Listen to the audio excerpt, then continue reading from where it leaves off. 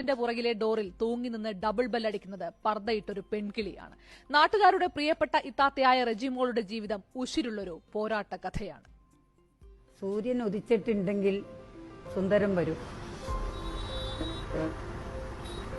Adikadalayi Kunnumkai റൂട്ടിലോടുന്ന ശ്രീസുന്ദരേശ്വര bus സർവീസിന് പിന്നിൽ ഒരു കുടുംബകഥയുണ്ട്. വളയം പിടിക്കുന്നത് മുഹമ്മദ്, വണ്ടിയുടെ കിളി മുഹമ്മദിന്റെ ഭാര്യ റെജിമോൾ, കണ്ടക്ടർ മകൻ അജ്വദ്. 25 വർഷം മുൻപ് ബസ് പെർമിറ്റ് അടക്കം റെജിമോൾ വാങ്ങിയപ്പോൾ പേര് മാറ്റാനൊന്നും ഇവർ മെനക്കെട്ടില്ല. കടലായി റൂട്ടിൽ റോഡെല്ലാം പൊട്ടിപ്പൊളിഞ്ഞ സമയം. ക്ലീനറിന്റെ ജോലിക്ക് ആളെ കിട്ടാതായി. സർവീസ് മുടങ്ങുമെന്നായപ്പോൾ റെജിമോൾ തന്നെ പർദ്ദയും എടുത്തിട്ട് ബസ്സിൽ കയറി. റോട്ടിലെല്ലാം വളരെ കൗതുകമായിരുന്നു. എല്ലാവർക്കും ഭയങ്കര ഇഷ്ടവും ചിരിയും. കുന്നംകൈയിലോട്ട് വണ്ടി പോകും. നിങ്ങളുടെ പ്രായമുണ്ട് ഏകദേശം. അവരെന്നെ കണ്ടിട്ട് അവരിരുന്ന് എന്തോ പറഞ്ഞ് ചിരിക്കുന്നത് ഞാൻ കണ്ടു. അപ്പൊ ഞാൻ പറഞ്ഞു, എന്നെ കളിയാക്കി ചിരിക്കുന്നതായിരിക്കും അല്ലേ? പൊന്നു താത്ത, ഞങ്ങൾ ഒരിക്കലും താത്തനെ കളിയാക്കി ചിരിച്ചതല്ല. ഞങ്ങൾ പറഞ്ഞത് ഇന്ദിരാഗാന്ധിനെ കഴിഞ്ഞാൽ ഞങ്ങളൊരു വനിതയെ ബഹുമാനിക്കുന്നുണ്ടെങ്കിൽ അത് നിങ്ങളാണെന്നാണ്. അത് കേട്ടപ്പോൾ എൻ്റെ കണ്ണ് നിറഞ്ഞുപോയി. പിന്നെ ചിലവരെല്ലാം എനിക്ക് പൈസ എടുത്ത് തരലുണ്ട്.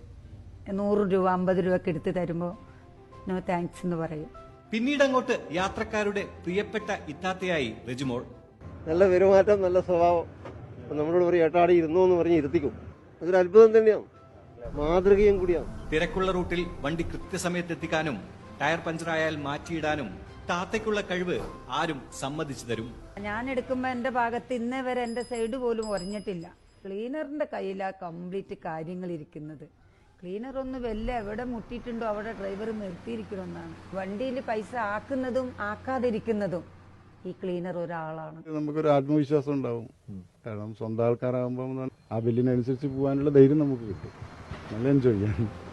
പൊളിറ്റിക്കൽ സയൻസിൽ റിസർച്ച് ചെയ്യുന്ന മകളെക്കുറിച്ച് അഭിമാനത്തോടെ പറയുന്ന ഇത്താത്ത സ്ത്രീകൾ ജോലി ചെയ്ത് സാമ്പത്തിക സ്വാതന്ത്ര്യം നേടണമെന്ന് ഓർമ്മിപ്പിക്കുന്നു. നമ്മുടെ വീട് ഇങ്ങനെ ഹാപ്പി ആയിട്ട് പോകുന്നത് ഞങ്ങൾ എല്ലാവരും അധ്വാനിക്കുന്നതാണ്. എല്ലാ അമ്മമാരും കേൾക്കാൻ വേണ്ടിയിട്ടാണ് പറയുന്നത്. നമ്മുടെ മക്കളെ ഒരിക്കലും വിവാഹത്തിന് നിർബന്ധിക്കരുത്. അവർക്ക് ടൈം കൊടുക്കണം, പക്വത വേണം. ഞാൻ എല്ലാ പെൺകുട്ടികളോടും പറയേണ്ടത് നമുക്ക് കട്ട്സ് വേണം. രാവിലെ 5:50 തുടങ്ങുന്ന ഓട്ടം തീരുമ്പോൾ വൈകുന്നേരം 8 മണി കഴിയും. സാധനമെല്ലാം വാങ്ങി നമ്മൾ ഒരുമിച്ച് പോകും. വന്നപാട് മോൻ അടിച്ചു വാരും, ഭർത്താവ് വണ്ടി കഴുകും. അപ്പോഴത്തേനും ഞാൻ അവർക്ക് കുടിക്കാൻ വെക്കും. നമ്മളെ ഫാമിലി തന്നെ ആയതുകൊണ്ട് നമുക്ക് ഫാമിലിനെ എപ്പോഴും കണ്ടുകൊണ്ടിരിക്കാലോ.